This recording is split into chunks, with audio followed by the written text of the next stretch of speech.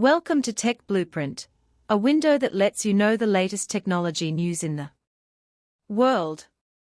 As we all know, a few decades ago, China's science and technology was still at a relatively backward stage.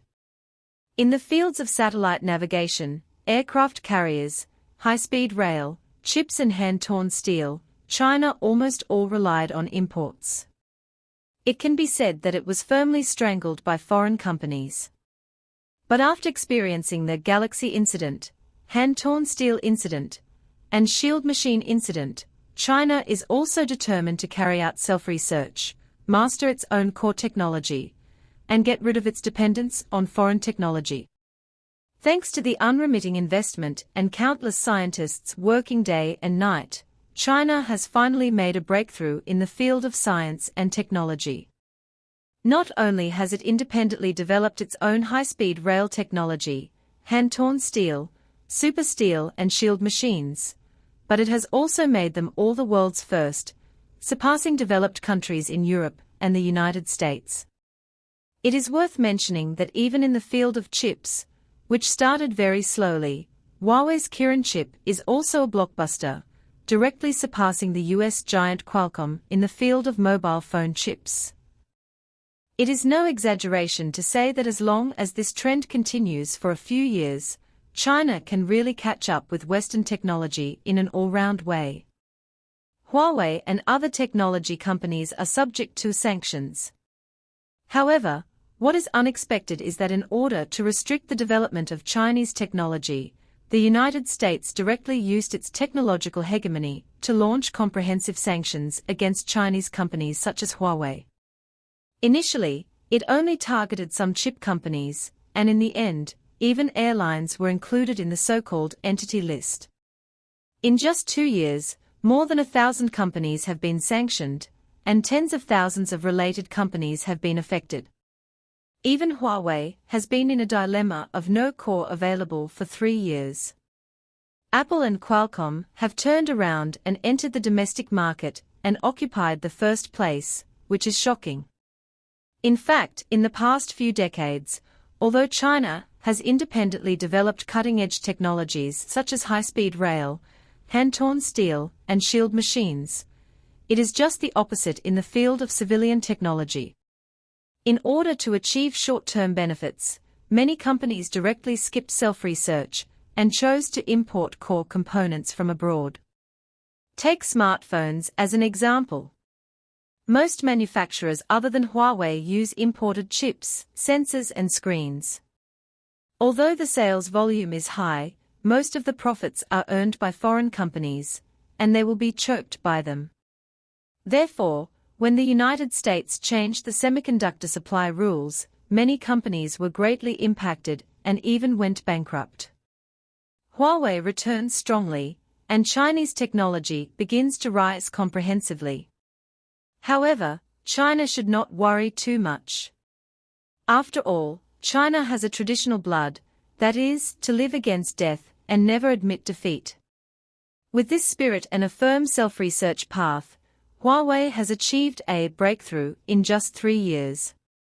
Now Kirin chips have not only returned strongly, but Huawei mobile phones have also driven the development of the domestic industrial chain. In addition, companies such as SMIC have made strong efforts in recent years and invested heavily in technology research and development. There is only one purpose, that is, to completely get rid of dependence on American companies and let domestic products go international. What is even more exciting is that since the chip rules were revised, more and more companies have embarked on the road of self-research and are gradually getting rid of their dependence on American companies. Not only that, in response to the United States' step-by-step pressure and unreasonable suppression of Chinese companies, China has also carried out a series of countermeasures, such as restricting the export of gallium, germanium, antimony metal elements and LiDAR systems. The key is that each measure can accurately hit the 7 inches of American companies. The United States suddenly announced the lifting of the ban on Chinese companies, and the counterattack finally paid off. Seeing that the blockade against China has gradually become ineffective, and China's technology is becoming more and more powerful, the United States seems to have begun to compromise.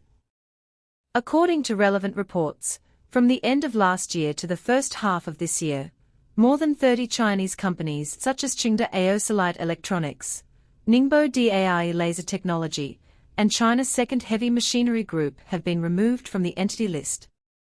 And just a while ago, the U.S. Department of Commerce suddenly announced a decision, which is to remove the Chinese laser radar manufacturer Hesai Technology from the entity list, which is equivalent to lifting the ban.